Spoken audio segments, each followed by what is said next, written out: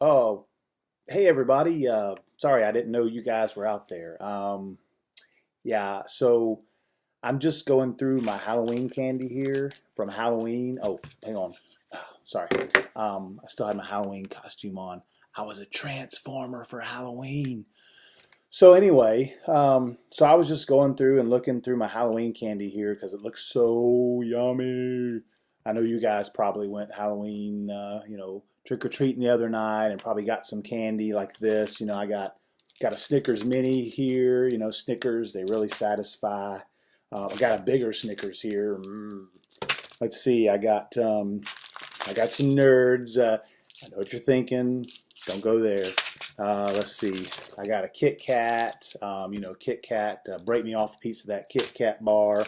Some Skittles. Taste the rainbow. So I got a lot of good stuff. But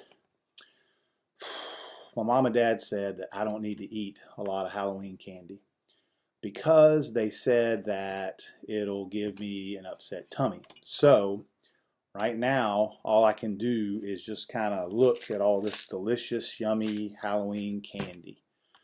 So I asked them, what can I eat? I mean, if I can't eat Halloween candy.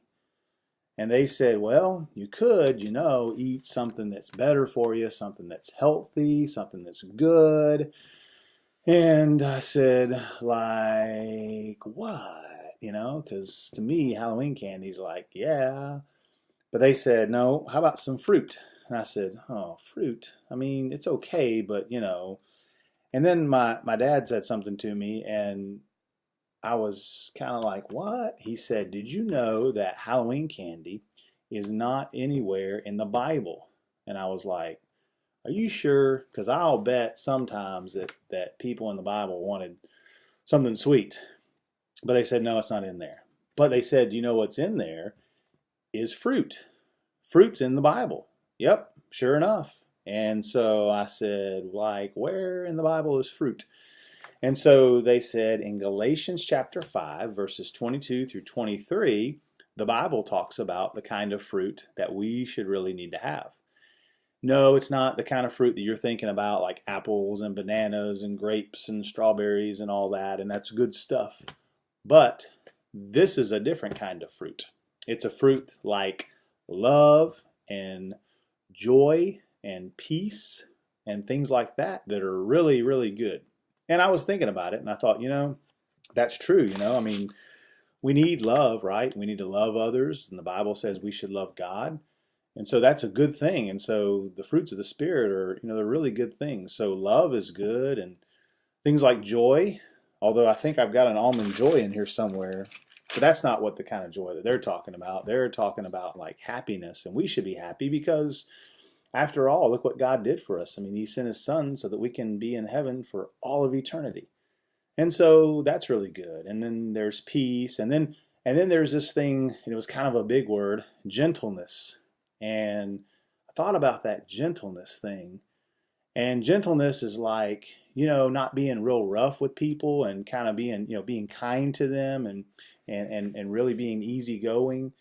And so I thought about that, and I thought, that's a really good thing because, when we see people, we don't like to be around people that are kind of mean and rough, and we want to be around people that are gentle. And so we should try to be gentle people as well.